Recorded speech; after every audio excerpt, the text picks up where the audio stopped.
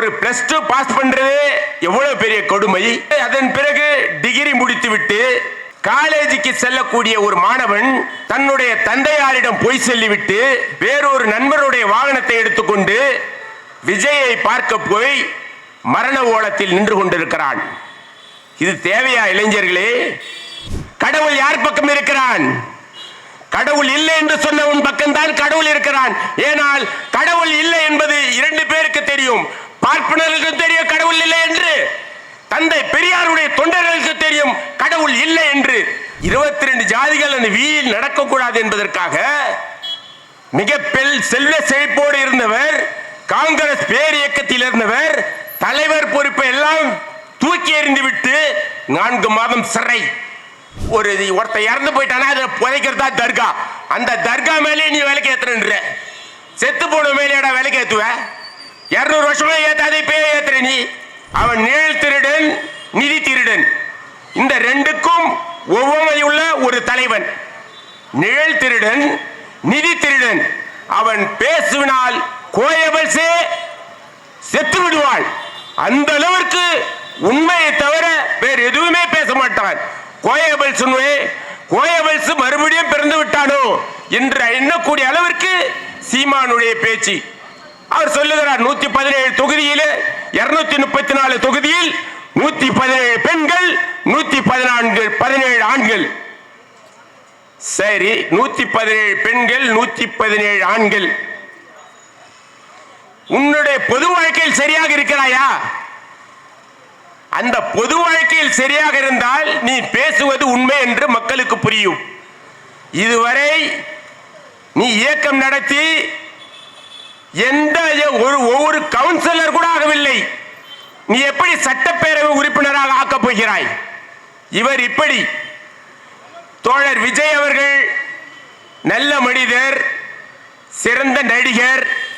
அத்துடன் இருந்திருந்தால் மிகப்பெரிய ஒரு நிறைவை அவர் அடைந்திருப்பார். இந்த அரசியலுக்கு வந்ததால் 50 உயிர்களை நாம் பலி கொண்டோம். இதை தவிர நாம் என்ன கண்டோம் என்பதை ஒவ்வொரு மனிதரும் யோசனை செய்து பாருங்கள் தோழர்களே. ஒரு உயிர் மறைந்தால் எவ்வளவு கொடுமை என்பதை அந்த குடும்பத்தில் உள்ள தலைவர்கள் அனைவரும், அந்த குடும்பத்திலே வளர்ந்தவர்கள் அனைவரும் ஒவ்வொரு நிமிடமும், இது தேர்தல் வரும் போகும், இன்றைக்கு எம்எல்ஏவாக இருப்பான், நாளைக்கு மந்திரியாக இருப்பான், நாளை மறுநாள் முதலமைச்சராக இருப்பான். உயிர் போனால் வருமா? தோழர்களே, படித்த இளைஞர்களே, நீங்கள் அனைவரும் அரசியல் ஆகுங்கள். புத்தகத்தை படியுங்கள். தந்தை பெரியார் புத்தகத்தை மட்டும் படிக்க வேண்டாம் என்று சொல்லவில்லை. அவரே சொல்லி இருக்கிறார்கள், என்னுடைய தலைவன், அரசியல் தலைவர்கள் தந்தை பெரியார், அண்ணல் அம்பேத்கர், வேலு நாச்சியார், ஐயா காமராஜர் எல்லாம் சொல்லுகிறேன். இவர்களுக்கு ஓரளவுக்காவது இவர்களுக்கு மட்டும் இத்தோடு நிற்காமல் அரசியல் நீங்கள் அடுத்த முறை நீங்க முதலமைச்சராகுங்கள் அல்லது இப்பொழுதே கூட ஆக்குங்கள், அதை பற்றி கவலை இல்லை. அவர்களை அரசியல் படுத்துங்கள்.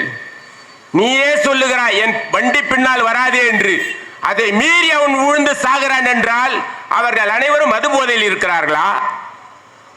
என்ன என்றே புரியாமல் இருக்கிறது. தந்தை பெரியார் பிறந்த மண்ணில் இவ்வளவு கேவலமான இளைஞர்கள் வாழ்ந்து கொண்டிருக்கிறார்கள் என்று எங்களுக்கு வெட்கமாக இருக்கிறது. நினைத்து பாருங்கள் தோழர்களே, ஒரு பிளஸ் டூ பாஸ் பண்றது எவ்வளவு பெரிய கொடுமை. அதன் பிறகு டிகிரி முடித்துவிட்டு காலேஜுக்கு செல்லக்கூடிய ஒரு மாணவன் தன்னுடைய தந்தையாரிடம் போய் சொல்லிவிட்டு வேறொரு நண்பருடைய வாகனத்தை எடுத்துக்கொண்டு விஜயை பார்க்க போய் மரண ஓலத்தில் நின்று கொண்டிருக்கிறான். இது தேவையா இளைஞர்களே? எங்களுடைய இயக்கம் அரசியல் பக்கமே போகாத இயக்கம். நாங்கள் ஓட்டு பொறிக்கைகள் இல்லை.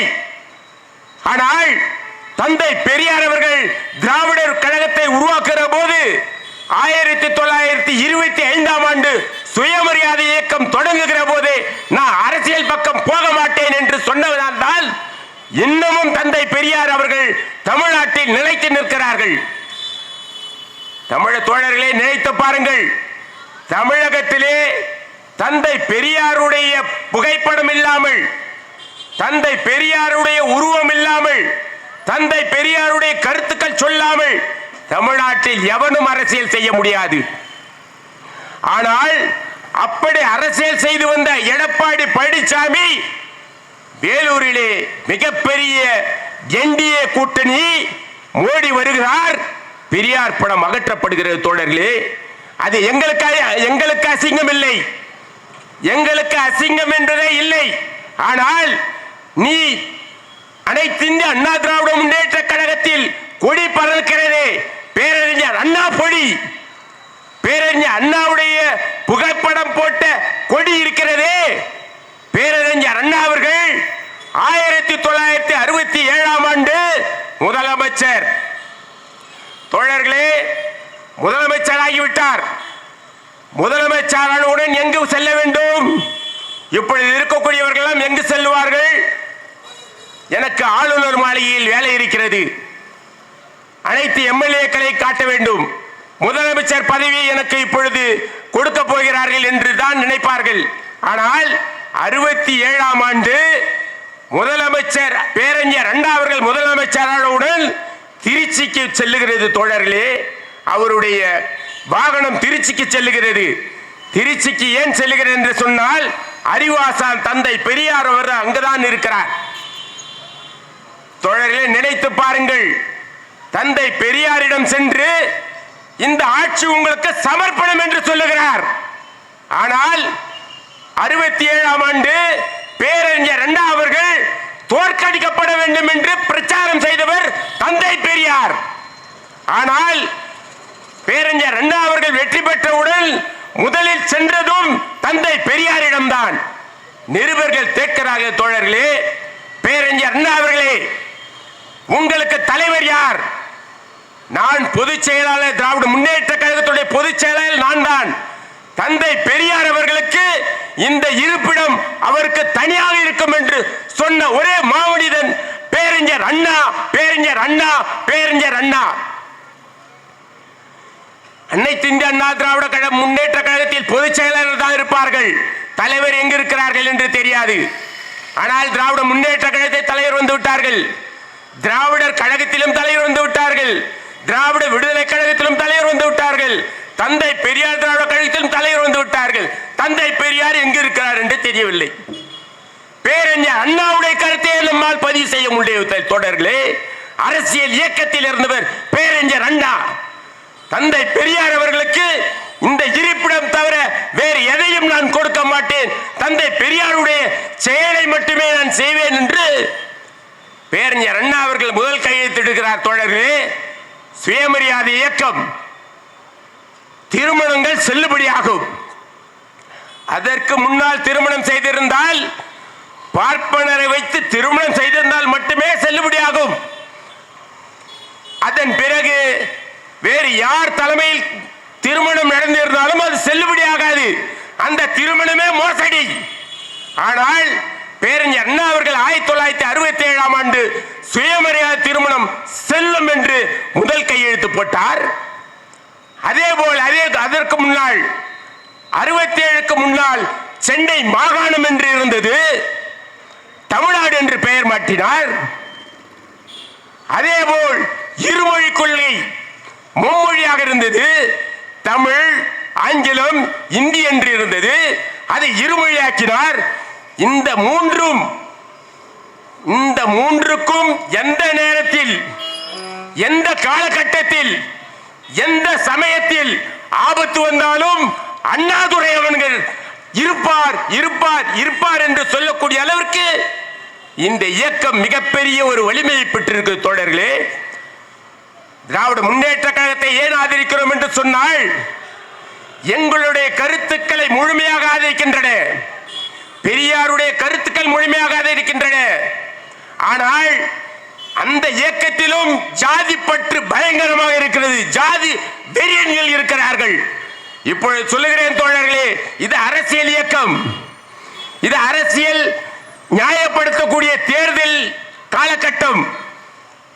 இந்த முறை 234 தொகுதியிலும் முத்துவேல் கருணாநிதி ஸ்டாலின் அவர்கள் பெறுவார்கள். இதனுடைய முதல் கட்டம் தான் இந்த கூட்டம். தோழர்களே, இன்றைய காலகட்டத்தில் நாங்கள் 2 மாதங்களுக்கு முன்னால் திராவிடர் விடுதலை கழகத்துடைய தலைவர் கொளத்தூர் மணியண்ணன் அவர்கள் கோவை மாநகரிலே மிகப்பெரிய ஜாதி வன்முறையை கண்டித்து ஒரு மிகப்பெரிய மறியல் போராட்டம் வைத்தோம். ஆனால் எங்களுக்கு மறியல் செய்வதற்கு அனுமதி வழங்காமல் ஆர்ப்பாட்டத்தோடு எங்களை நிறுத்திவிட்டார்கள்.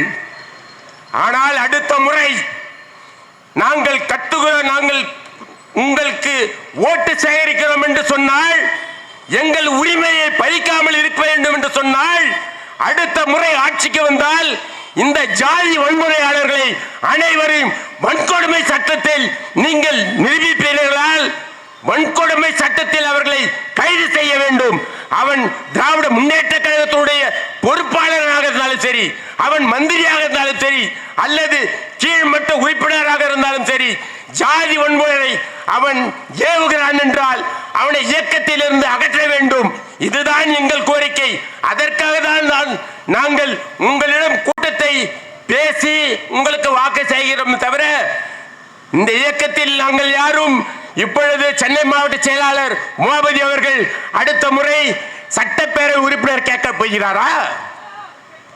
அல்லது சேத்துப்பட்டில இருந்து வந்திருக்கக்கூடிய ராஜன் அவர்கள் பரந்தாமனுக்கு கொடுக்க வேண்டாம், அடுத்த முறை ராஜன் தான் நிற்க போகிறான் என்று சொல்ல போகிறானா?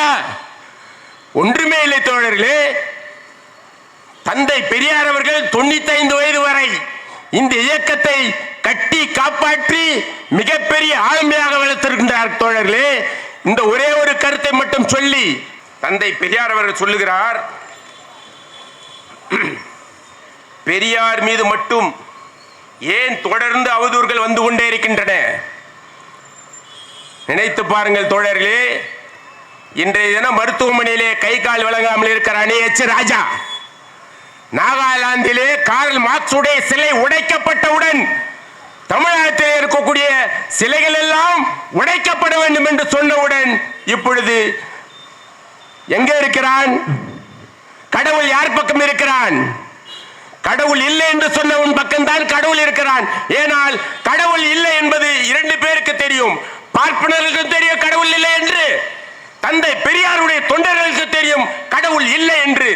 அதனால் தான் சொல்லுகிறேன் தோழர்களே, பெரியார் மீது மட்டும் ஏன் தொடர்ந்து அவதூறுகள் வந்து கொண்டிருக்கின்றன? வேறு எந்த மாநிலத்திலும் பெரியார் போல் தலைவர்கள் இல்லை. தோழர்களே, நன்றாக பாருங்கள், வேறு எந்த மாநிலத்திலும் பெரியார் போல் தலைவர்கள் இல்லை. அவர்தான் இந்த அரசியல் மாயைகளால் நாம் சிக்கிக்கொண்டு இருக்கும் வரை நாம் பிறவி இழிவிலிருந்து வெளியேற முடியாது என்பதால் தான் அரசியலிருந்து முற்றாக தவிர்த்தவராக, அதில் பங்கேற்காதவராக ஒரு இயக்கத்தை உலகத்திலேயே எனக்கு தெரிந்து பெரியார் இயக்கம் மட்டும்தான். தோழர்களே, எவ்வளவு அருமையான ஒரு சிந்தனை, எவ்வளவு ஆழமான கருத்துக்கள். தந்தை பெரியார் அவர்கள் அன்னாடம் காசி இல்லை. தந்தை பெரியார் அவர்கள் மிகப்பெரிய செல்வேந்தர். 1923ஆம் ஆண்டு காங்கிரஸ் பேரியக்கத்தில் இருக்கின்ற போது மதுரை குக்கிராமத்தில், சேலத்திலே, வைக்கத்திலே மிகப்பெரிய போராட்டம் நடத்துகின்ற போது அந்த போராட்டத்தில் பங்கேற்று 22 ஜாதிகள் அந்த வீதியில் நடக்கக்கூடாது என்று சொல்லி 4 மாதம் சிறையில் இருந்தார். தோழர்களே, 22 ஜாதிகள் அந்த வீதியில் நடக்கக்கூடாது என்பதற்காக மிக செல்வ செழிப்போடு இருந்தவர், காங்கிரஸ் பேர் இயக்கத்தில் இருந்தவர், தலைவர் பொறுப்பை எல்லாம் தூக்கி எறிந்துவிட்டு 4 மாதம் சிறை. அப்படியாப்பட்ட தலைவரை நாம் பெற்றுக் கொண்டிருக்கிறோம். அதனால் தோழர்களே, இந்த இயக்கம் ஏன் என்று சொன்னால், திராவிட முன்னேற்ற கழகம் ஏன் வர வேண்டும் என்று சொன்னால், தமிழர்கள் திராவிடர்கள் அனைவரும் ஒற்றுமையாக இருப்போம். வடபுலத்திலே இருந்து வந்தவன் அனைவரும் ஒரு உதாரணம் சொல்ல வேண்டும் என்று சொன்னால், ஒரு திருப்பரங்குன்றம் 464 வருடத்திற்கு முன்னால் இந்த பாபர் மசீதி சிரிக்கவே தெரியாத நரசிம்மராவை பயன்படுத்திக் கொண்டு பிரதமர் நாற்காரில் உட்கார்ந்து வைத்துக் கொண்டு இதுவரை சிரிக்காத ஒரு பிரதமர் அன்றைய தினம் சிரித்தார். தோழர்களே, இது உண்மை. இதுவரை பிரதமர் நரசிம்மராவ் சிரித்ததே இல்லை. பாபர் மசீதி இடிக்கின்ற போதுதான் சிரித்தார். ஏன் என்று சொன்னால் பிஜேபி காரன் இப்படித்தான் இருப்பான் என்று உலக நாடுகள் தெரிந்து கொள்ள வேண்டும் என்பதற்காக சிரித்தார். அந்த சிரிப்பின் எதிரொலியாகத்தான் திருப்பரங்குன்றத்திலே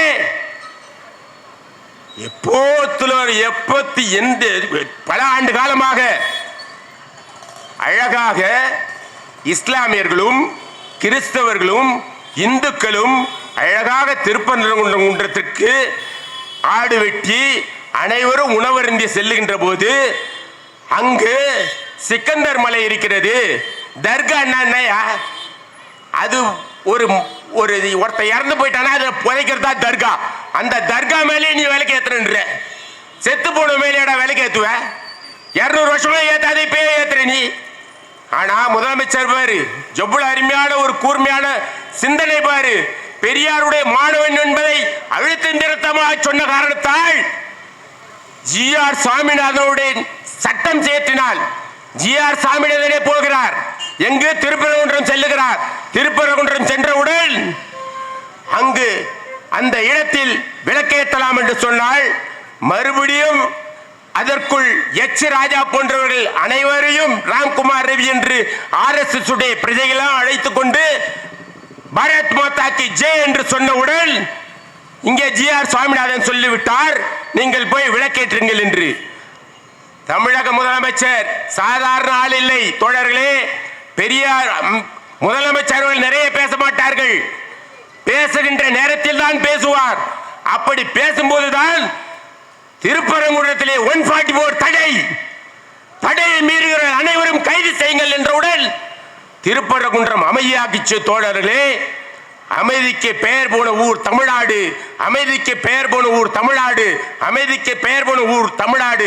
ஆதலால் 234 தொகுதிகளிலும் திராவிட முன்னேற்ற கழகத்தினுடைய முற்போக்கு கூட்டணி ஆதரித்து எதிரணியில் இருக்கக்கூடிய பாஜகவை சேர்ந்த அனைவரும் இந்த சமூகத்தினுடைய விரோதிகள், துரோகிகள், அவர்கள் அனைவரையும் டெபாசிட் இழக்க செய்யுங்கள். டெபாசிட் கூட வாங்காமல் இழப்பீர்களானால் நீங்கள் தமிழ்நாடு மே மாதம் 4ஆம் தேதி பதில் சொல்லும், பதில் சொல்லும், பதில் சொல்லும் என்று கூறி விடைபெறுகிறேன். நன்றி.